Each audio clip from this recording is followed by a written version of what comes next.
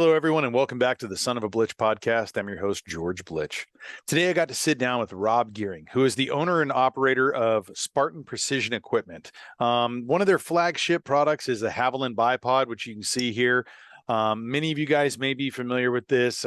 He's been on a lot of different podcasts and featured in a lot of outdoor industries out here, and they are really gaining a lot of traction. That is just one of the many products they have. They also have tripods, and they have different adapter systems for your optics, for your binoculars, for your cameras. I use them a lot on my rifles. There's a little adapter that you can put on the bottom of your stock, whether you have a sling swivel stud or a pick rail. It goes on the bottom. It's kind of a female counterpiece. And then, you can be able to slide in your bipods and tripods into that with rare earth magnets. And so they are basically, you don't have to have a bipod on the bottom of your rifle that you're carrying around anymore. You want to cut that weight, or you want to, decrease the burden that is having something on there all the time against your shoulder. This is the system for you. Super lightweight, strong, stupid strong. These are they are perfect for in the field. They're perfect for if you're hunting stationary, in a deer blind or whatever. There's systems for everything. It's like Legos, right? As he talks about in this interview, there's something for everyone, and you can be able to piece together what it is you need for your particular purpose. Once again, I'm super honored to have him on here. I hope you guys enjoy this podcast. Please, if you haven't yet, subscribe to this channel, subscribe to this podcast, like it, leave reviews, share it with your friends, and make sure you guys go over to javelinbipod.com and check out all the wonderful things that Spartan has created. Go follow them on their socials. And I hope you guys really enjoy this podcast. This was a real fun one. So without further ado, here it is. And once again, thanks for tuning in. There's 56,000 firearms license holders in the UK out of 70 million people. And can you imagine that? So hardly anybody, forgive me too, I never get anybody knock on the door. I don't know what's going on. It's all right. It's all good. Hardly anybody shoots. Relative to the populace in the UK, it's a pretty elite little thing to get into. So I always bang on about how lucky I think you guys are compared to what we've got. And I'm not, there's things in the States that I don't necessarily agree with. Sure, same here. But the fact that, anybody can really go and pick a rifle up and go and hunt is pretty awesome. And if you've got that kind of dynamic at play, it means that I think people don't resent it. What happens here, it's very easy to resent the things you can't do. And I got a bit of a kickback from the Steve Ranella thing where a few people in Britain said, well, you're wrong. And I said, well, wrong compared to what? And then when you interview these people, one of them's been shooting rats for the farmer for 6 years before he actually goes out to deer hunt and such, like when you dig it. And that's the kind of challenge you get over here. So very different. But yes, there are professional hunters in the UK because there's so small numbers. And we have a lot of forests, we have a lot of arable crops, so we have to be on top of them. Sure. And they're everywhere. There's a lot of fallow deer around here, less roe, muntjac, but it's a proper job. Yeah. Gotcha. And so is that something that somebody has sought out you personally, or is it kind of like you and your buddies are a collective and you're So what will happen is, there are a couple of estates that we manage. Uh-huh. So the estate will basically say, can you manage the deer? Some of them are paid, some of them aren't paid. So some are volunteers. All the carcasses go back into the larder because we can sell that meat into the food chain here. It goes through a game dealer. So it's very, very different protocol to what you guys are used to. Right. So like, for example, there's a lot of Swedes that come over and help us, but they'll shoot 200 deer in a weekend. Between maybe 12 people. You wouldn't do that every weekend, but if you could do that twice a year, it's going to really help manage the numbers. Yeah. If that makes sense. No, I understand, especially like here in Texas, we have, there's some ranches we've mapped that are, hundreds of thousands of acres, and they have a certain protocol of how many does and bucks. And there's people that are out there at shooting 60, 70 a day. And then, a lot of times it'll go maybe if there's excess, there'll be like hunters for the homeless and things that are, kind of giving out things to try to, help local communities. But it's the same thing about, managing that herd. And it's important. People think, oh, they're bloodthirsty, they're trying to kill as many animals as possible. No, it's about managing the resource, right? I actually posted some stuff probably a couple of years ago, because I'm not doing much now because I'm very rarely in the UK. I'm more on more often on your side of the pond. And I posted something, and you were an arable farmer in this part of the world. It's an uphill struggle. I mean, you're really up against it. So where my oldest daughter used to live, they got barley grown out there, or wheat or whatever. We counted 140 fallow deer in that field. 140. There aren't any crops left at the end of the season. And if they are, they're contaminated. So we've lost the race, to be honest. There are so many deer here now. It's quite crazy. And when I was doing the deer management, you're right, I think the number would have been about 8 of us, and we'd shoot 320 deer a year between those 8. And then we might do a couple of driven days, where we're managing deer. But it's not enough. We haven't even kept on top of the situation, and there's more building work going on, so they're pushed into tighter areas. It's not a good situation, really. And really, one of the ways of managing deer in this part of the world is road traffic accidents. Sure. The number of cars that hit, it's probably a bit like Wisconsin or one of those states, on the east side. Oh yeah. It's just there's so many deer. You get it's an occupational hazard. Me driving to work, I'm going to hit a deer maybe once every 2 years. If I'm it's going to be that sort of number. And if I'm riding a motorbike, I ride it very diligently across the forest and sort of like an old man. Well, I'm an old man, but do it at 30 miles an hour. So I think because they just pop out from everywhere. Yeah. So what do you see personally as like what is the solution in your mind, being in the forefront of that and seeing this and kind of being hired, and like, what do you see could be a fix or an improvement that needs to happen in order to kind of have a better management system and less of these incidents like you're talking about? Well, that's a really good question. And there's probably several answers I could give to you. I mean, what I would love to see in the UK is that we've got a lot of public land. It would be wonderful to open up some of that public land to the opportunity for people to hunt. I would love people to engage more with hunting, because it's got such a almost devil-like name to it over here, because people don't understand. From meat eaters, that's what really gets me. I mean, sure, if you're a vegan or vegetarian, you're entitled to your views. I'm entitled to mine. Yeah. But when somebody's stuffing a burger in their face or a KFC and they're telling me I'm cruel, I struggle with that. That presses my buttons, and I go, right, come and have a day with me, and then go and spend a day on a chicken farm, and then we'll revisit this argument. Absolutely. It's just so. I would love a bit of public land opportunity over here. I don't ever see it happening realistically. I think the quality of the deer hunters in the UK tends to be very good, the ones that do it, because they're shooting a lot of animals. So you build up a skill set. And it's obviously a perishable skill set, because if you're not doing it all the time, when I go out now, I feel rusty. I'm not as quick as I was because I'm not doing it all the time. But the guys that I was dealing with, they become very effective at doing relatively quick shooting, well, safely, and with the desired result, which is a dead deer at the end of the day. But yeah, public land would be wonderful. More opportunity for younger people to get into it, proper pathways in, rather than having to know a farmer or a landowner or a estate manager.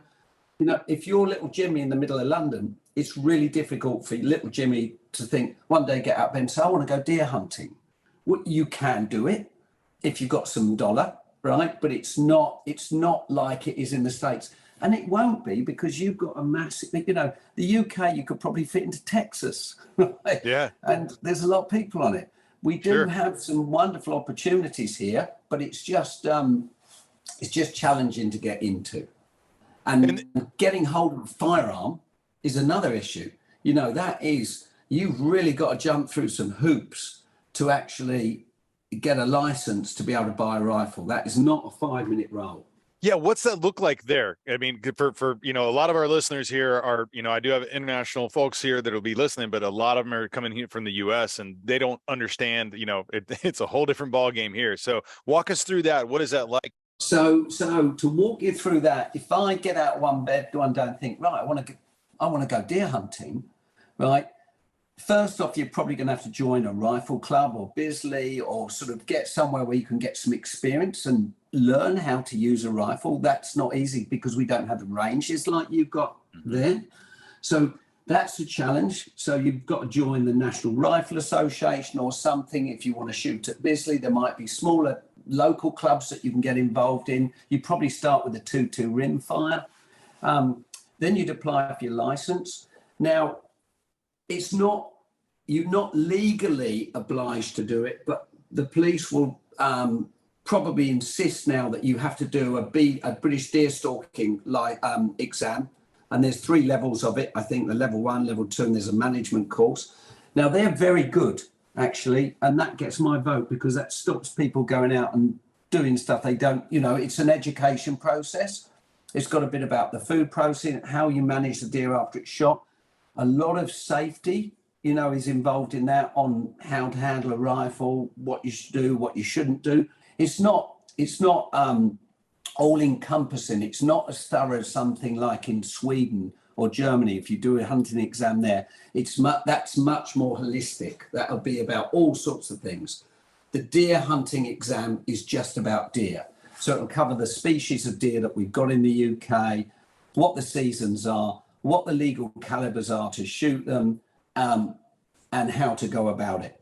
But it doesn't give you a doorway into going deer hunting. There isn't the public land. So getting back to it, I get my firearms license after I prove to the policeman that I'm sane, fit and able, right? He will then insist I do the deer stalking exam. He will then probably insist that I go out with somebody that knows about deer hunting. There's a big challenge because when there's so few of them, right, they're all probably pretty busy guys. So I know a lot of people that contact me and say, I'd love to get into this, Rob. How do I do it? And there isn't an honest answer. I can say, speak to Joe Blogs. If you've got 250 quid, let's say circa $300, or maybe a little bit, you'll find somebody that's going to take you out. Now that person might be very good, or they could be very bad, but it's going to cost you some money. So from day one, when I get out of bed and want to do it, to where I'm actually have the opportunity to go and hunt something, I think you're probably realistically looking at least a year before you can do anything. It's a long, so it wears people out.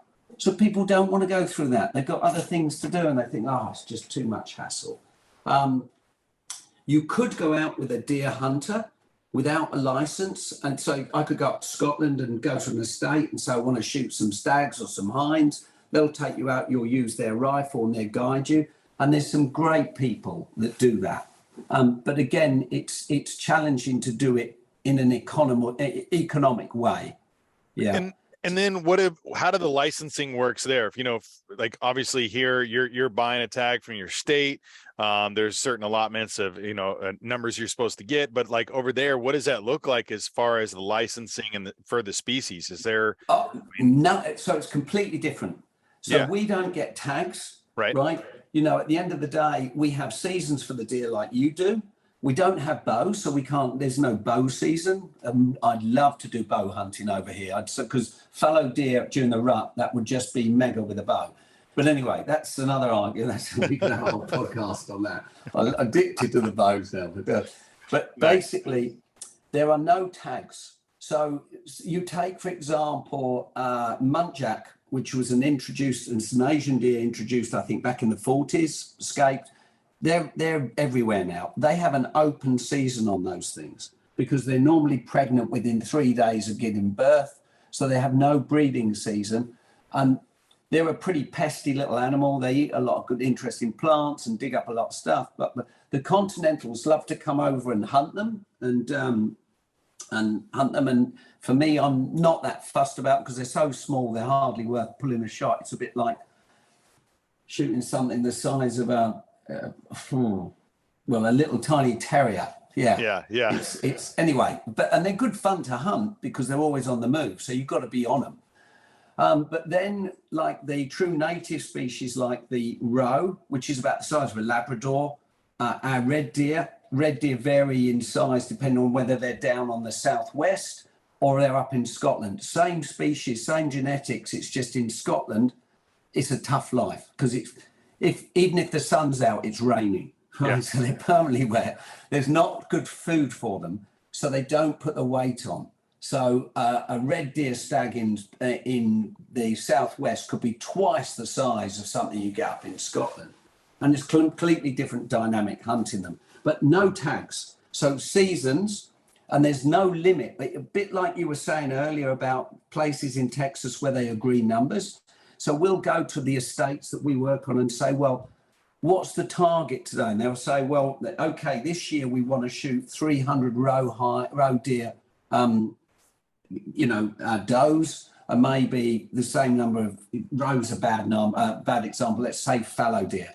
So maybe we want to shoot 300 fallow deer, right, of which a certain percentage will be males, certain percentage females, some calves, and then you try and stick to that protocol. And they do the same up in Scotland.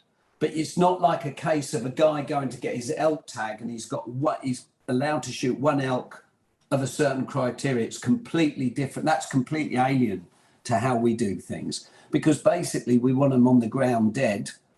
And if you start doing too much of that, we're just not going to get the numbers. If I go out to shoot, to manage deer, if there's 5 deer in front of me, I probably will want 5 dead deer in front of me. Now, there might be reasons I say, no, I'm not going to shoot that one or not that, or if there's a nice trap, because we still get continentals that want to come over and shoot a nice big fallow buck. So I'm not going to shoot the big fallow buck. I'll leave it for somebody else, but I might take the poorer ones. So it's more a case of managing the damage to the crops, managing the damage to the trees, and basically just controlling that environment really, and putting meat in the larder that then the game dealer will buy, and it's some revenue back to the estate, which we don't see. That goes back to the estate. So like in Texas, for instance, we have, feral hogs. And obviously the whole country pretty much has them now, and that's, 24/7, 365, you take them out. There's no limitation because they're an invasive species, and, they do so much damage, and really, hark upon our indigenous animals here and the native animals. Like when you're talking about like the idea of management and taking these animals out, I understand on the invasive species, hey, take as many as you can, whatever you're trying to minimize your damage. But as far as on your native species there, is it by a state that there is this management system of like what they want to keep because it sounds like there's no overall structure of management in that sense. And it's more like, how does that work? Exactly right. We don't have, I think what you do in America is really good. And I'm going to congratulate, you have a lot of biologists, a lot of scientists, a lot of people saying, well, this area is going to hold this many deer. It's obviously the best guess at the end of the day. So we should do this. And we don't have that kind of science over here. Okay. There isn't that kind of money going into back into the hunting industry, because there aren't that many people that are buying hunting tags or anything like that. It tends to be privately managed estates getting money to take people out, clients, it's called clients, to go out hunting. They might pay 200 or 300 quid or a lot more in some cases to go and hunt on a particular estate. So it's very much left to the individual estates. Now, collectively, if we look at Scotland, they'll be a bit more organised and structured, and they will look at each estate, and the estates will all speak to each other. Okay. They might not agree, right? So, Scotland's an interesting one at the moment, because you've got half of Scotland trying to reforest, right? And half of Scotland that wants to run deer stalking. And the two don't necessarily mix very well. So if you get some of these estates, they want to really hit the deer hard because they want to plant a lot of native timber. And then other estates, the revenue they get from the clients coming up to shoot the red deer is really valuable to them. And it's a tough thing running an estate. You wouldn't do it to make money. Right. You do it because you like running an estate. Yeah, and you want to keep it in the family, or right. It's almost, I've got to that stage where if it flies or floats, rent it, right? And I like to go on this, but as a kid, the thought of having an estate up in Scotland was a wonderful dream, an aspiration that I never achieved. Thank God I never achieved it, because I'd be super skint now. But I love those places, the dynamics. But basically, Scotland does, they will speak to state, and they'll agree in an area, like, and they'll say, right, okay, we've got 130,000 red deer here. We need to get it down to this number, and they'll work collectively together. I'd say in the South, in the UK, in England, we're not as well structured at that, and it's basically, we've missed the boat. There are so many deer now. You're not going to worry about impacting the numbers of fallow deer where I live, because we're not. It's a bit like your hog situation in Texas. You could go out and shoot hogs every day for the rest of your life, and you're probably not going to touch the sides. Right.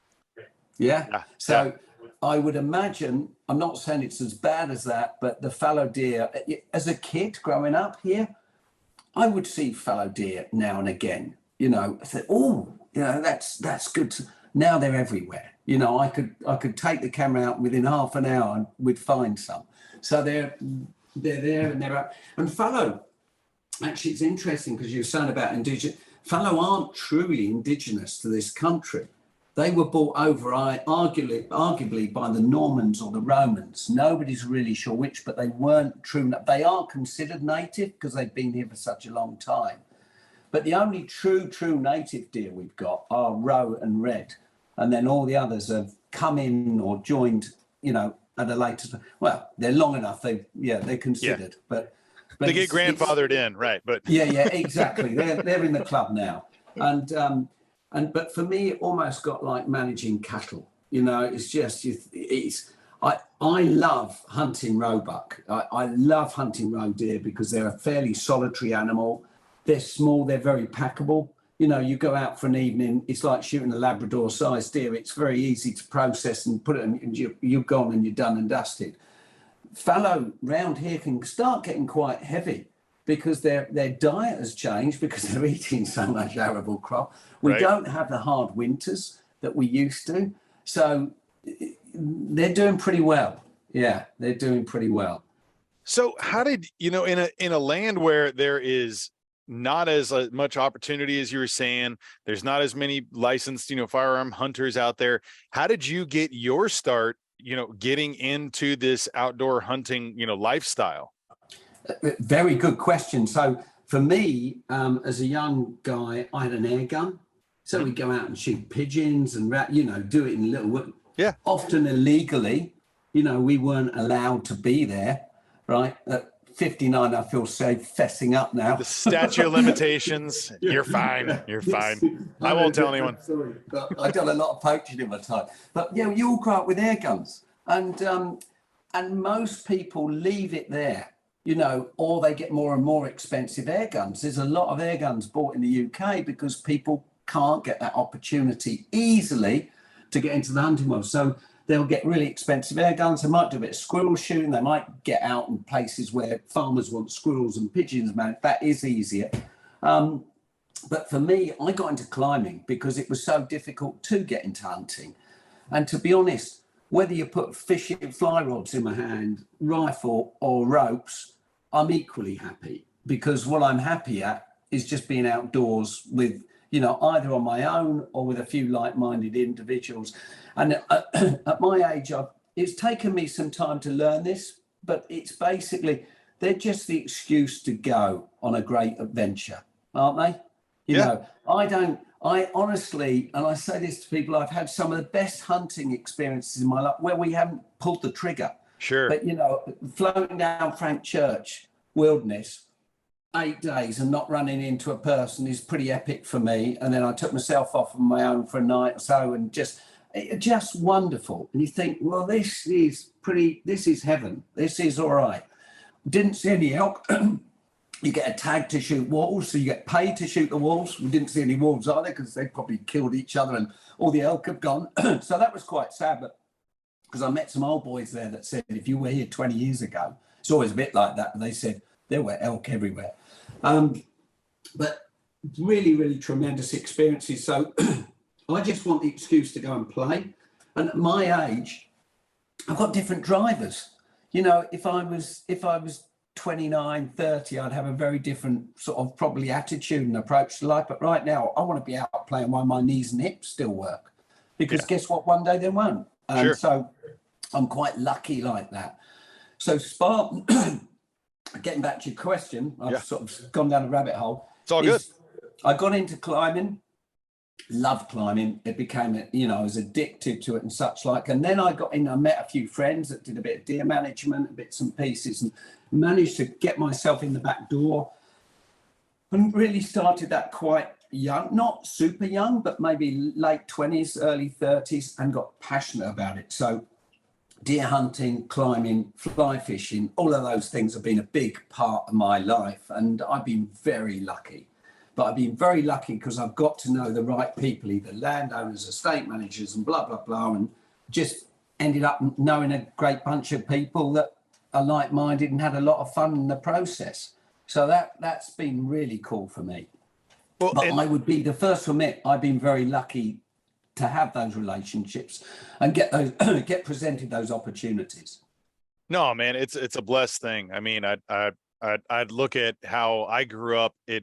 I have 2 family ranches, and I just grew up having that be just a part of the daily life. And it was something that, you know, I remember going off and living in the city and Boston in college and telling people about my experiences back home. And they're like, wait, what? You walked around with a gun as a kid and you were shooting rabbits? And like, it's like, yeah, like it, and it just kind of, you know, as I've gotten older and seen, you know, and help mentor new hunters and things too, I see how that's a rarity for a lot of people, and where for me it was just kind of a second nature thing. And so, you know, I definitely count my blessings and having that, and, you know, I can see how you are too. I really kind of wanted to find out too about how the transition went from you being a hunter and then deciding to create what was, you know, I guess the first iteration of the Javelin Bipod, which kind of created, you know, the beginning, you know, of your industry of Spartan precision equipment. Yeah, it's a really good question. So I started life as a motor mechanic, probably the world's worst motor mechanic. I wanted to do art because I really like painting and stuff. Anyway, another story, another life. I will get back into it again when I've got a bit of time. But nice. But basically started life as a motor mechanic. Then got to work for an aviation company overhauling aircraft engines. Then there was a job that presented itself in marketing and sales and testing. So I was testing engines, had a brilliant boss who is the kind of guy that would have given you enough, you know, if you screwed up for the wrong reasons, he'd annihilate you. But if you screwed up, but you screwed up for the right reasons, he'd have your back. So I had a wonderful boss in that guy and learned a lot from him, and basically got into aviation, worked for a great company, but then it was sold and I didn't like the way it was going. You know, basically they were going to lay off all their engineering staff and it was just all a bit ugly, and I thought, I've got to jump. So I went and set up my own aviation business, and again, great people looked after me, and if they hadn't been there, I wouldn't be talking to you right now, I promise. Right, you need a bit of luck. And so I ended up setting up this company. We did a lot with Air New Zealand. So I spent a lot of time in the Southern Hemisphere, did that. That was great. But my DNA is not planes. And my DNA is not engines. And I did it. I enjoyed it. But it wasn't my passion, right? And then I was still taking people out hunting and bits and pieces. We bought a nose on Concord, a test nose, turned it into a piece of art, stuck in a bearing, but we used these rare earth magnets to cover up the ugly bearing. And the gun, and this is the end of it, I have said this on numerous podcasts, and these rare earth, I said, well, that's what I've been looking for, because I got so fed up with a bloody bipod stuck in my shoulder all the time when I'm going to use it so infrequently. And moreover, when I do use it, it doesn't do what I necessarily want it to do. So I came up there, I said, make a bipod that goes on my rifle with a magnet, job done. And that was the start. That was where it really, the Heath Robinson little metal leg thing, but I used it and it worked and it was great for me. And I still say to this day, the Javelin Bipod is not the bipod for everybody. It's an out and out hunting tool. You know, if you're on a range, there's probably infinitely better things to use for that. But when you're a hunter, that bipod comes into its own, right? Because you can follow a target, you can cant over, it doesn't matter what the ground's doing, and you stick it on when you need it. And that to me was a hugely satisfying achievement. And it was a team effort. It wasn't, you know, I might come up with the idea, but it took a lot of great minds to put that together. And now I look at those little Javelin bipods and I think we've nailed it. And we're selling thousands of them. And clearly people like that concept. But it is designed and aimed at, I would say, the serious hunting end of the market. You know, people that are thinking, right, I shoot off a pack a lot or blah, blah, blah. But the amount of emails I get where people have said, that saved my bacon. You know, I achieved a great shot because of your so it's hugely rewarding for me to be able to do that kind of and get that kind of feedback. And it's like my secretary. She's a vegan. She's not really into hunting or anything. I said, Paula, just think of it this way. I said, people are going to buy these bipods anyway, right? And at least the things are more likely to end up dead properly because they shot them. Oh, okay, boss, I can live with that. And actually, it was quite funny because she said, all these hunters that I probably don't think they're all so nice. They're all so nice. And I do think generally the hunting community is a very level, grounded, well-meaning a bunch of people. Obviously, there's always exceptions, but most people I meet in the hunting world, they're passionate about nature. They're passionate about doing things the right way. They just want to get on and do things. Where we're falling over, and I'm going down a rabbit hole on this one again as well, is probably not educating people well enough about what hunting really is. And what I don't like us to call it a sport. I say it's not, it's a way of life. It's a passion, right? Without hunting, I wouldn't be who I am. And probably you can say the same thing. And all you make, it's just, it's far more important to me than playing rugby or cricket, which is a social gathering and all trying to beat each other up for a few hours. Hunting is much more of a solo thing, but it's deep, it's in us. And we are humans. And we've been doing it forever and a day. So for people to now turn around and say, oh, I think this is great. I say, I'm not interested, right? If you don't understand, I'll educate you, I'll talk to you, I'll tell you what it's about. And guess what? We will screw it up now and again. And there will be injured animals at the end of the day. But is it crueler than intensive farming? Absolutely not. Is South Africa a good answer? It's a brilliant business model. People go over there. There's no wastage. They pay a lot of money. An animal will get a chance to live like an animal should. And then somebody's going to come over and knock it over when it's probably reached its maturity. And what's more, it's all going to get eaten, right? Nothing. It's such a fantastic. And yet people that buy meat from supermarkets here say, and I said, well, you look at the wastage from a supermarket. We probably don't even use it. You know, I want the glands from the animal. I want the chicken hearts. I want all the shitty bits with the minerals in. But some of it just gets incinerated. That will never happen in Africa, right? And it'll never happen if you go and hunt your elk, because you'll package every bit away and you'll carry it away and you'll freeze it and you'll eat it or you give it to your mates. Right. And like what you do in America is great. You know, you can't sell the meat, but it goes to sort of poorer folk or people that are struggling. Well, that's bloody good meat. If I came to your house and said, do you want a beef steak, Rob, or an elk steak? Every day of the week, I'm going to go, can I have the elk, please? Because I just like game. So, yeah, I think collectively we can learn a lot from both sides of the pond. We can learn a lot from Europe. Scandinavians, I think, are really making a good impact because a lot of women hunt over there, and it's all about the meat. Trophies, that's a big contentious issue over here at the moment, and our UK government said it's not a trophy, it's a memory on a wall, right? You know, and the problem is now people go, oh, it's a trophy. It's not a trophy. It's a memory on a wall to remember an amazing experience. The animal's still eaten. So, and guess what? It's paying for a lot of people, right? Guides, families, blah, blah, blah. So we're all now about basically the image rather than about the result. And in politics, it's the same. It's all about the image and what you try, rather than, what's really important. I write to our government over here, and it's just an old man thing every few months ago. I come back, I said, there's potholes in the roads, the mobile phone system.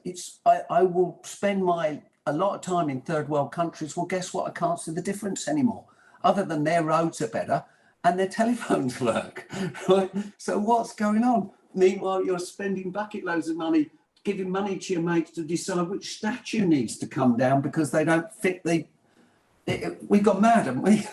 Yeah, no, you're right on with that. And I think that's something I've talked to a lot of folks about, like the perceptions of, and like, especially like the idea in the US, we have 5% people hunt, and you have like 87% around that number of support for that. You go to like trophy hunting and that number drops way off, where it's, my buddies and I, we talk about like the trophy for us is the meal that we get to share with our friends and family.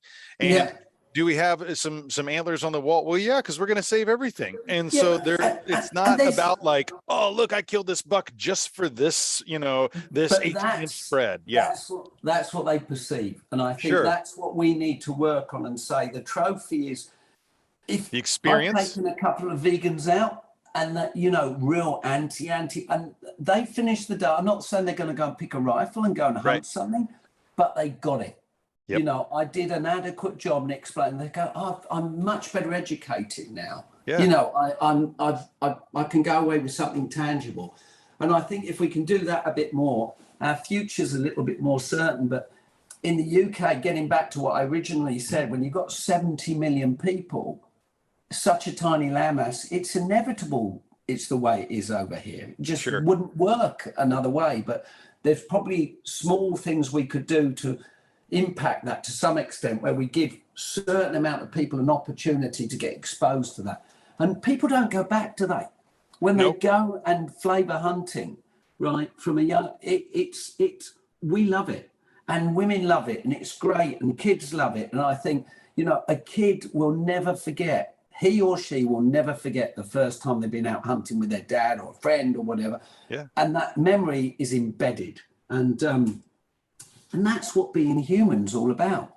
And now all we seem to be worried about is what sex we are, what toilet we go in. And we just don't, there's not enough going on in people's lives. So they start worrying about these ridiculously stupid things, which frankly, I'm not interested in.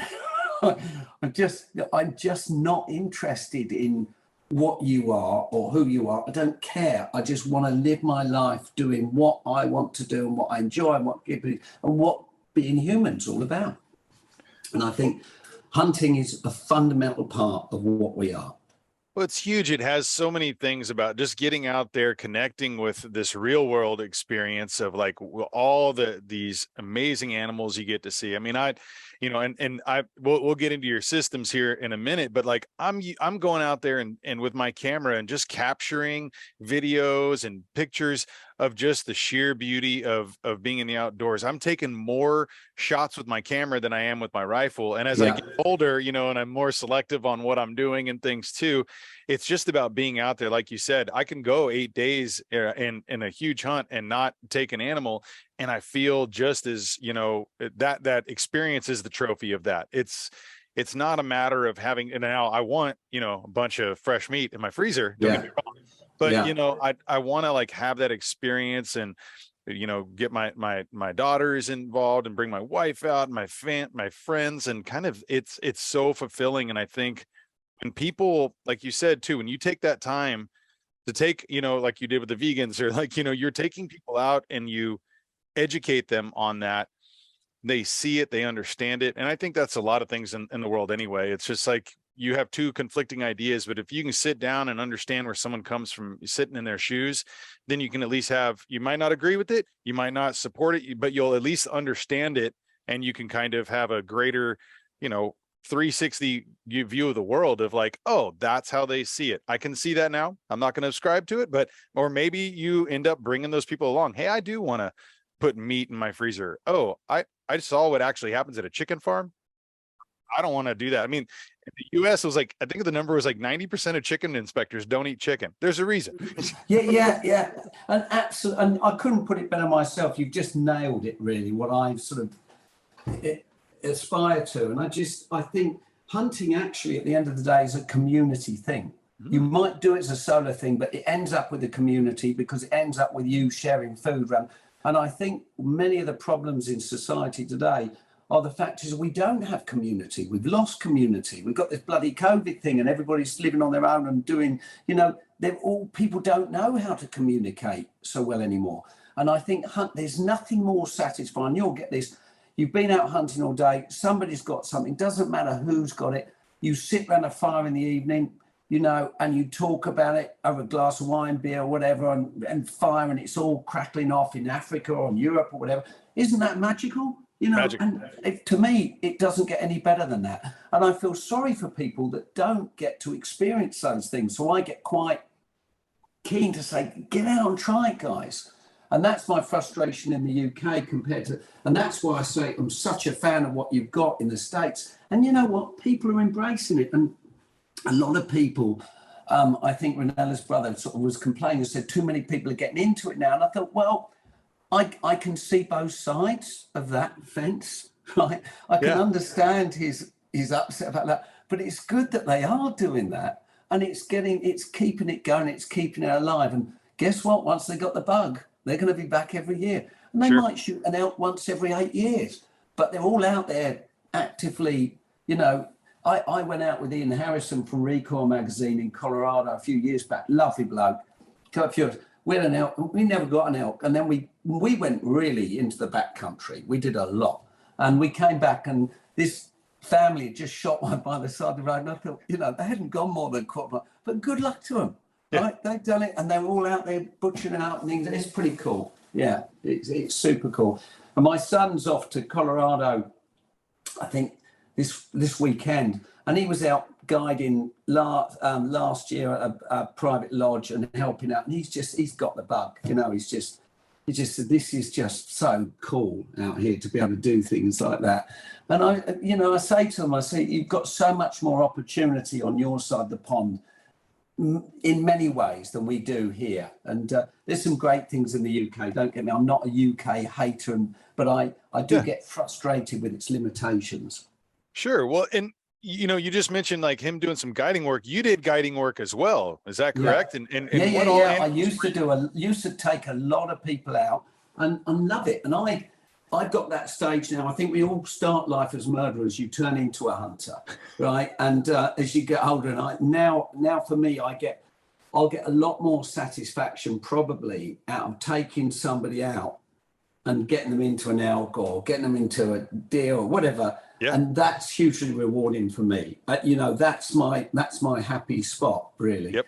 I don't need to pull the trigger, right? I'm happy to go hunting and but I really get a big buzz out of taking somebody and seeing the excitement and the joy they get out of it, because I get that as well. And I just think that's fantastic. And I think that's a hunting thing. I think that happens with a lot of hunters. I think so too. I mean, I'm in that stage as well. I want to be a mentor because I was mentored. I think about the old gentleman who taught me and my family and my uncle and people who took the time to be very patient with me, teach me the right way, teach me about ethics, responsibilities, morals, honesty, integrity, all the things that are encompassed in, I think, being like a true hunter and developing into that stage of like that. And that's just something that kind of encapsulates your whole life too, the lessons you learn in the field, right? And that mentor will never go away from you, will he? Never, never. And that's, I had a really lovely old Scottish guy that got me into hunting, and the stupid things that I used to do with him. But he was wonderful because he'd make you not feel stupid. He'd make sure you didn't make that stupid mistake again, and he'd bang it home. But he was the kind of guy that would open his mouth when it was necessary and wouldn't waste his time opening his mouth when it was. But just a superhuman being, and sadly no longer with us. But I learned so much from him, and he was like an authority. So that's been a part of my growing up process, and it'll be the same for you. Yeah, and people are probably at that stage now where they're talking about you in that same way as you bring people under your wings and you're using those lessons that you've learned. And that's like the continuation, that of that type of lifestyle.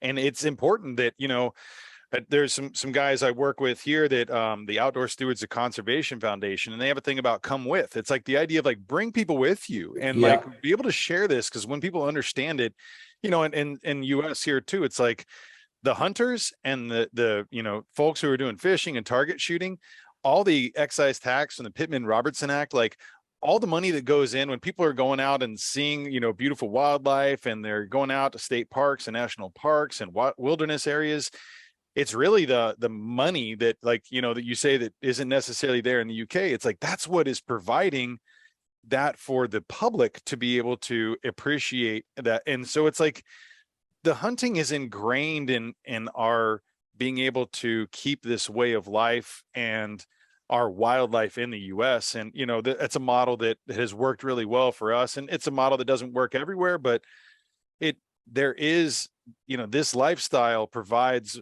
more than just meat on the table or the trophy on the wall, right? It's so much more.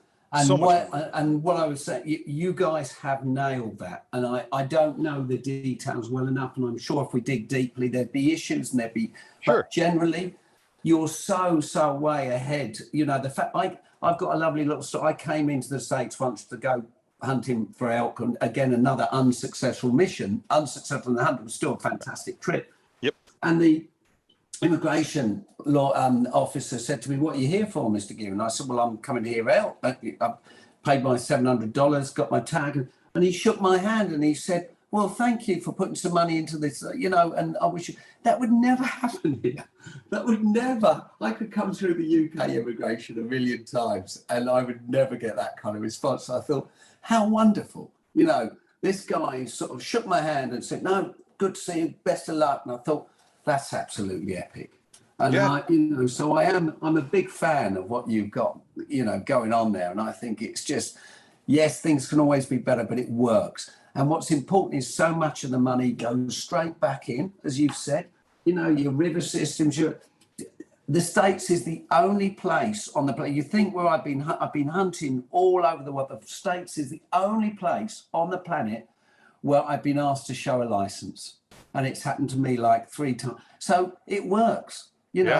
Have you got your ticket, Mr. Git? Blah, blah, blah. Yeah, I have. Oh, good. On your way. But you think of all the hunting I've done in the UK and all I've never had anybody stop me. In a populated place like this, I've never had anybody say, "Can I have a look at your firearms license, Mr. Geary?" Right? It doesn't happen. So that's the difference. Yeah. Wow. Well, just crazy. I want to get back into talking about the gear that you've produced and created. And, I figure we can just talk a little bit about the Javelin Bipod. I know we kind of briefly touched on before. I got one here. This is in the FHF Aspis case here. But, I want you to kind of walk folks through about the idea of how your modular systems, fully work. I know we kind of briefly touched on it, but I kind of want to go a little more in depth. Yeah.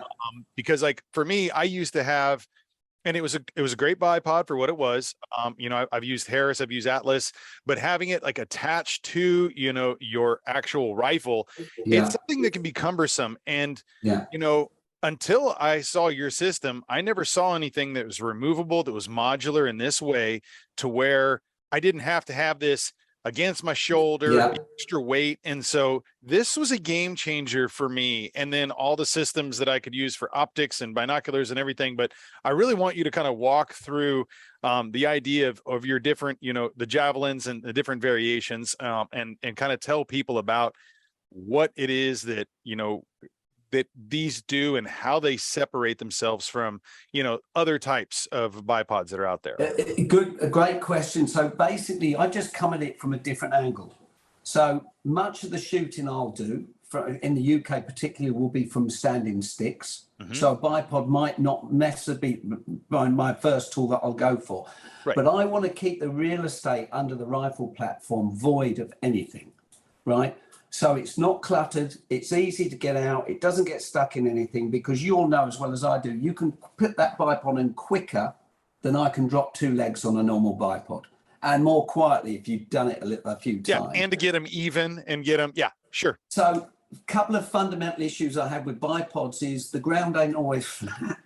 Right. It's often like this, and bipods don't have much cant. And then, so I thought, well, if we nail the cant issue, and here's one Unknown Munitions did for me in Orange, which is really good, because if you do drop them, they're very easy to see. You're going to find that one, yeah. Reach out to Unknown Munitions, who does a brilliant job on it. I think it's fantastic. But having that cant that you can move, so it doesn't matter what the ground's doing, you've still got a stable, straight platform's great. And the fact, because the magnet's circular, it means that your rifle can orbit round the bipod.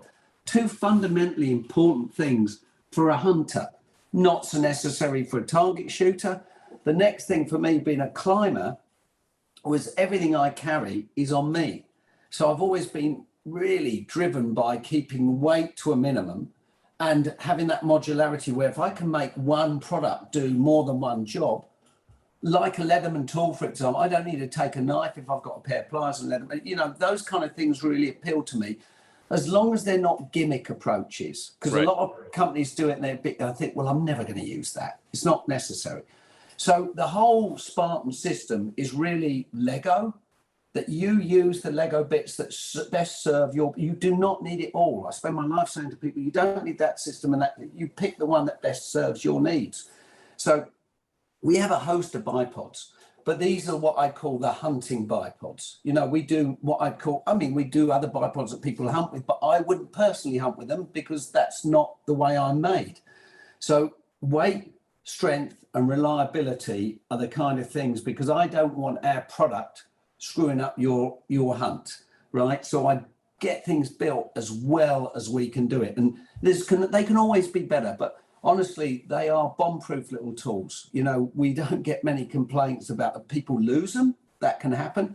But thanks to that wonderful little case that our dear friends at FHF have made, and they've nailed it, that little Aspis case, you know, lives under your bino caddy. Why wouldn't you have it? So it's a fantastic little tool. So the bipod is basically the key element, but then you've got things like the Sentinel and the Ascent tripods, which they turn into your trekking poles very easily. You can have a handle. I was showing you earlier, we've even done, I'm not selling this unless somebody goes, because I don't want any stupid people using it, but to be able to do that on my trekking pole, a little lightweight arrest axe is pretty cool. And this has got a snowshoe on it. And, you know, the stuff is bomb-proof. And that's part of your tripod. That's one of the legs. That is one leg. That's one leg on our tripod. Which can be a trekking pole. And now you have a new use for it. So multiple uses. Yep. Yeah. So you can take it as far or as little as you want to. Right. But the tripod is really, both the tripod and the Sentinel, first and foremost, the shooting support systems. Mm-hmm. Because of that magnetic attachment, when you're locked in, you're really solid, right? You know, from a hunting, but you've still got movement. You know, you can still orbit. So depending on your application, if you're a mountain hunter, really the Ascent is where you want to go, because it offers all the features of a conventional tripod, plus some, namely trekking modes and such like. If you're hunting in mainland Europe, or you're wild boar hunting, or you go to Africa, I'd say the Sentinel, not the Sentinel's probably the tool to use, because that doesn't have the same capabilities as the Ascent. You can't open the legs up completely, but as a hunting system, it's fantastic. And I run that thing on 2 legs 90% of the time. I'm only using 2 legs because it's super quick. So if I'm woodland hunting here, deer management, that is the tool. So it's like a giant bipod. But so that same hole that your bipod goes into, you can now put your Sentinel in, right, super quick, run it on 2 legs. You've got a standing platform. You lock it back. You can load the Sentinel. So you really are in a comfortable position, but you can track targets, you can follow. It's a super tool, super cool tool, but it's not a mountain hunter's tool. And then if you want the versatility of the mountain, then you've really got to go for the Ascent, because then you can shoot prone. It manages optics much better. because the Ascent has what we call the Davos Pro head on, which is more like a fluid head. You had one there, yeah. So you've got your friction ring on the here, and then you've got your locking ring around the outside, and then you can orbit. So it's a very versatile little head unit. And what's more, you don't even need our tripod. You can put that on anybody's tripod. You can put that on a G clamp. You can run it in a high seat, a tree stand. So you can even the G clamp. That's it. And you can even stick that on your window. You can run optics from deer blind. Yep. Yeah. A lot of disabled. I was in Oregon recently. There was 3 disabled kids, and we set them up with these on their wheelchairs, and they were just so they could hold the rifles. They said, "Oh, yeah, that's quite nice actually," because the parents were completely getting it. Said, "I couldn't get my lad to do this, and now I can." And yeah, it's pretty cool. So I like to take some pride in the fact that I haven't yet been presented with a situation where I can't provide a stable platform, right? We'll spend a fortune on optics, we'll spend a fortune on rifles, but the soft jelly bit in between us, we don't necessarily worry so much about the stability there. And I've screwed up enough shots now to know I like my dead things dead. Yeah. So if I can get 2 legs, 3 legs, or platform on that to support me, I'm always going to use it. Yeah, and I think it's so valuable. And if you can finish the day on a high and say the elk's down, it's done, the bear's done, the wolf or whatever, and it's all packaged and wrapped, we're all happier. So I'm just increasing your game, really, your chance of a successful result. And I'm providing when the gear's that light, it's difficult not to justify taking it. It might be too expensive, but we do an entry-level bipod, the Javelin Light. Very simple. I still use them. If you're the kind of guy that's cutting a toothbrush in half, the Javelin Light's probably where you want to be because it weighs nothing. It's like, it's feather light. It doesn't have the capabilities of the Pro Hunt TAC bipod, but it's still a really useful little tool. And guess what? It's a damn sight better than not having a bipod. Yeah. Right? And each one of these serves its purpose, and that they can all be great for you. Or if you want that, it's about which one is going to fit what your ultimate needs are, right? You pick your medicine. Yeah. And so from the hunting family, I'm pretty comfortable where we are now. I've got a couple of new products coming out probably towards the end of this year, next year, which I'm super excited. Probably more European, African focused than the US, maybe on the East, they'll work very well, but some really cool, stupid, simple stuff, but actually nobody's done it before. And I thought, this will work. And I've been really, really excited about where that's going. And not particularly expensive products, but very functional. So that's something I'm working on right now. And then we're moving, because we've been approached by a lot of military units, normally the little guys, little units like our SAS guys or yours, but they're using a lot of our stuff. So we've developed sort of more of a military defense range of products, and we're segueing so we've set up another little business to support that. And it's embryonic at the moment, but some of the products migrate over and others don't, because their drivers are different, and so we've made some bipods that will engage on the rifle but will lock on, but you can still remove them. So we patented some new systems there. Super excited about that. Some of that will definitely migrate into the hunting environment. So people that are carrying chassis rifles, for example, this stuff really will work very well with it. So there'll be 2 systems. You'll have the classic mag switch system, the Javelin system, and then you'll have another system coming out. And both have got their pros and both have got their cons. As a hunter, am I going to come away from this? No, I'm absolutely not, because the beauty of this is it's so simple. It's just on and off when I need it. And it doesn't matter if I'm running a tripod or a bipod, within seconds, I can I can find the right platform. And I can run that tripod on 2, 3, 4, or 5 legs. The bipods are obviously just on 2 legs, but the versatility, the options it gives me are pretty mega. But absolutely. And I mean, whenever you order one of the javelins here, there is a female adapter which is going to go on the bottom of your rifle. Yeah. You have some for pick rails, you have some for swivel studs that'll fit right in there. Yeah. And so I've gotten multiple ones for multiple rifles. And so that means I can use this one piece of equipment, and I have the female counterpart that's going to go on here on the bottom of my rifle. And that is something that you don't need to have before, if you wanted to have a bipod on and have it around, you could move it to one rifle or another. But if you have a couple buddies and someone's using your rifle, well, you each have to have a bipod, or you're going to have your own set of shooting sticks. That's going to be per individual. Well, we do like a lot of hog hunting, right? And so at nighttime, you can hunt them at night. We have thermal optics.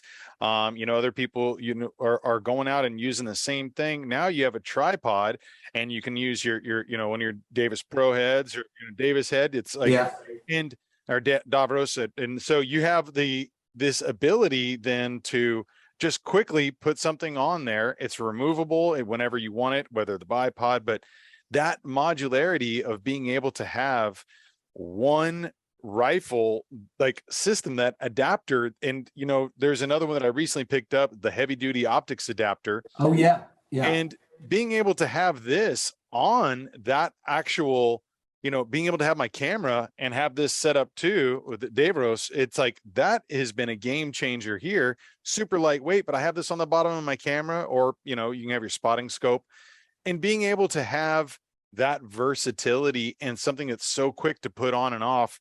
I don't need to take as many tools with me into the stand or on a hunt. It's amazing. And you've nailed it. It's less tools doing more. Yes. So it might take a bit of time. If I'm running this as trekking poles, I obviously don't have my tripod.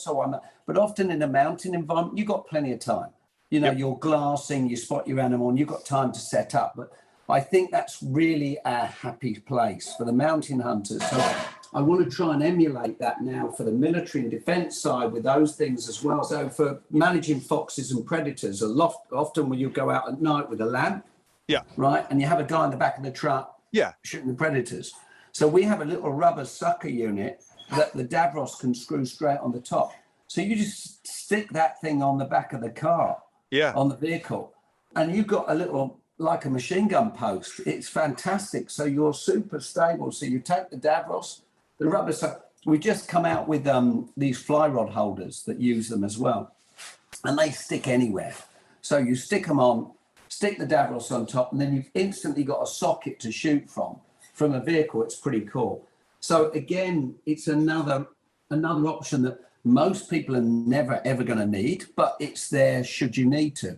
But there's nothing stopping you putting your spotting scope on there as well, and doing everything else. Or your binoculars as well. Yeah, I mean, the cameras. There's no limitation of what you're going to use in the field that you can use with the Spartan precision equipment. I mean, they are all together. You even have one for like the iPhone, and so for folks who want to put that on their tripod and have a steady picture, if you're making your videos for social media or whatever it is, man, it's like there is something for everybody here. I always say to people, I think we're pretty good at getting stuff designed and made. We're just not necessarily very good at telling people how it works. And I get that all the time, saying, I didn't know you could do this. And we often get a lot of feedback from customers saying, I've learned how to, they're using it in a different way, how we've used it. So we've learned a lot. We've got a lot of feedback from that. It's good. And the other thing that I think we at Spartan are good at doing is we don't want to conquer the world. We know what we're good at doing. But we like to work with like-minded companies, small, passionate. So like Kifaru, like FHF, like we've reached out to a company, another American, ASIAC. He's making us these beautiful little bino holders that engage with our magnet system. So, we don't want to beat people up. We'd rather join and have a bigger community of good companies. And like Paul, FHF nailed that holster. Yeah. We've done them, we've tried them, we've still got a few for sale, but I always say to people, FHFs are better, actually. So and now we even buy FHFs, because they just, so if you work with people that are good at what they do, I think you really build a strong community then. And if you stick to what you're good at doing, and allow others to fill in the blanks of what you're not at, you can really make quite a formidable team. And so I'm pretty proud about that. No, that is 100% correct. I mean, I'm never going to try to create the wheel on my own. It's like, if there's someone who has something better, I'm going to use that idea. And like, you know, when I think about the idea of like precision equipment, for me, I've been trying to the last probably 5 years since I got into long range shooting and then reloading. And this idea about, you know, precision equipment, it's to, you know, fulfill that ultimate need of being the most ethical, strong, you know, focused minded shooter that I can be, that I have the equipment, that I know it's going to do the right job, and that I'm going to do the best that I can on the animal. So like you said, you know, you want your dead deer dead. You know, I don't want to injure any animals when I'm teaching people, when I'm mentoring folks. I want to have the best equipment to be able to show them.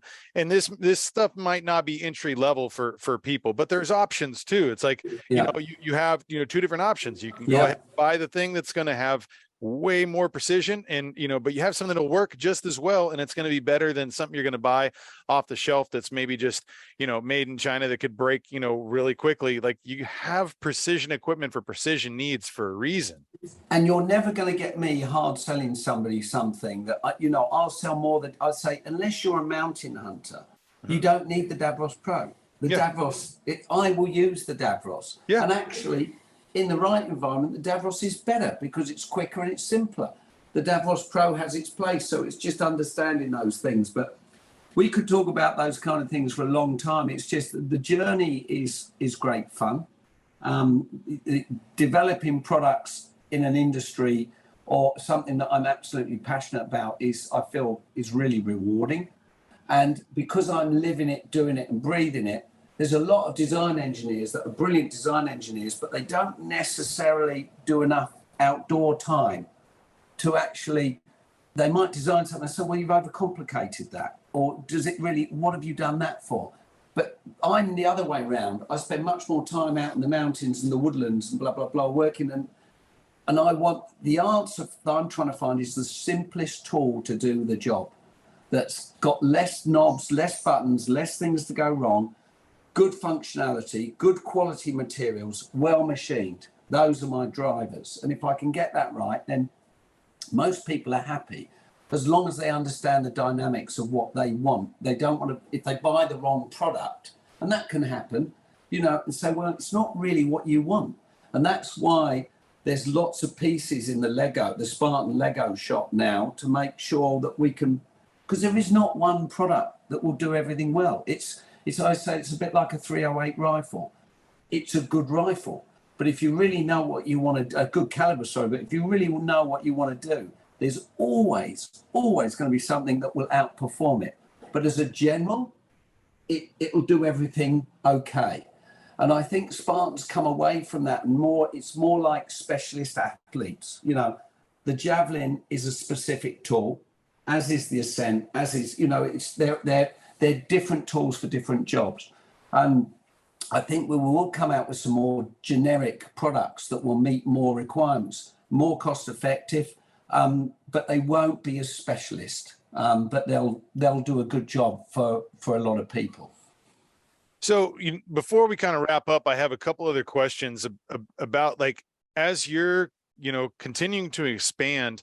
I know there was a time where you were talking about really, you know, I mean, you're developing more, you know, relationships in the US, but this is obviously a huge area where folks are going to be using this. Like you said, there's way more people in the US that are hunting than UK.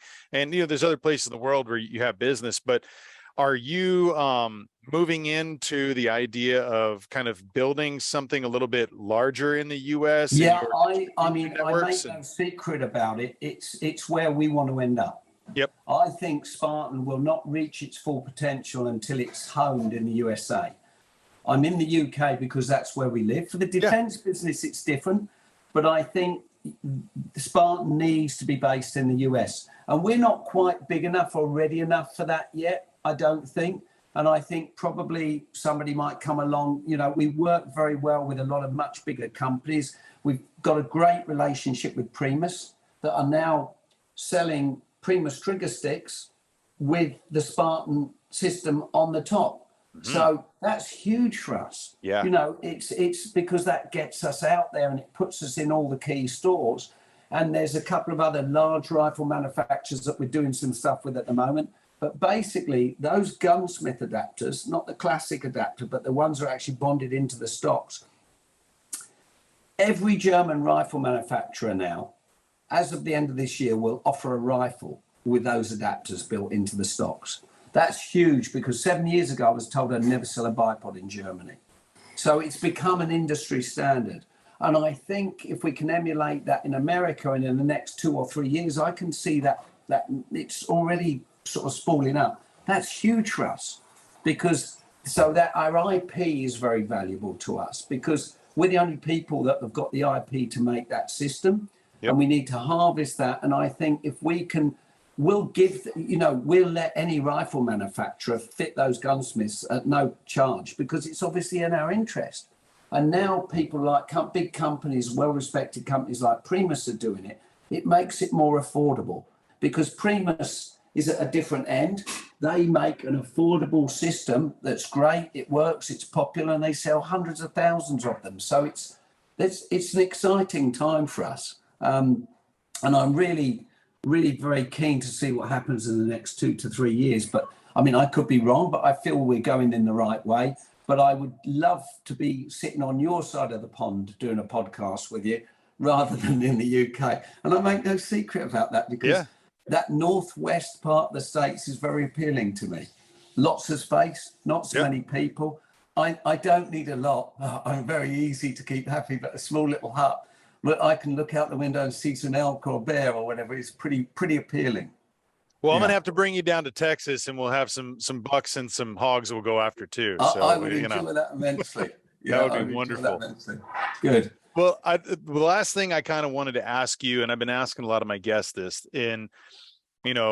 really like the idea of like, what is it that you want your legacy to be, as far as, professionally with your business and personally? What is it that you want to be remembered for and to leave behind, as your legacy? I think that's an excellent question. I think being an inventor is something that really sort of fits in, and inventing products that put smiles on people's faces because it makes their job easier. That is hugely rewarding. The guy that taught me to hunt, he died, he's dead sadly, but he saw the embryonic Spartan bipods, and he knew his stuff, and he said, "You're onto a winner with this, Rob." And I so upset that he's not here to see where we are with it now, because he was my biggest fan. He was also my biggest critic. If I got something wrong, he wouldn't, but that's why I respected him. It was great. But big fan of what we did. And I think feeling that I've enabled people to shoot animals more ethically is quite rewarding. I like to know that we all screw it up from time to time, but I like to know if somebody's going to pull the trigger and you're going to kill something, let's at least do it as well as we possibly can. There's plenty of things that can go wrong, but on our systems, your chances are improved immensely. So for me, that sits rather well. That's a wonderful answer. And as we close out, if you could just tell people, what's the best place to find you, your website, how can people follow you on social media? What are the socials there that they can follow? So Javelin Bipod, there's Spartan Precision Equipment's the Instagram. I have my own little mad Instagram, Spartan Mr. G, I think it is, or Mr. G at Spartan. But the website is, Javelin Bipod. If they put javelinbipod.com, they get into there. There's some great companies in the States selling the products now. We've got Paul Happy Antelope, sell it on Amazon. They're doing a great job. They sell lots of them. And the thing is, we now need fulfillment in the US. So I'm working with a few US companies now. So that will make life a bit easier. But all these things, being a little company, and we are a little company, they take time to spool up, because we just don't have the money or the resources to go, right, we'll chuck $500,000 at this and $500,000 at that. Sure. But we get there. But and I think there's some very, very good bricks and mortar stores now stocking our products on your side of the pond. Brandy Rock Canyon sell it in Colorado. And I think maybe not right now, but Shields will probably be stocking the products in the coming few months, which would be very cool. Yeah. That'd be great. Yeah. Yeah. Well, Rob, I want to thank you so much for joining me today. I definitely, you know, and as you have some future developments and things you want to announce, I'd welcome you back anytime to talk about those. But thank you for taking the time, kind of walking our listeners through your wonderful products. I really appreciate it. Well, I've enjoyed it immensely. So really nice to meet up, and I'd love to come back. You know, just give me a shout anytime. Sounds good, man. Definitely will do. You have a good one. All right. Have a good evening. Oh, have a good afternoon, should I say? It's a bit early over Thank there. you. All right. Cheers. Cheers.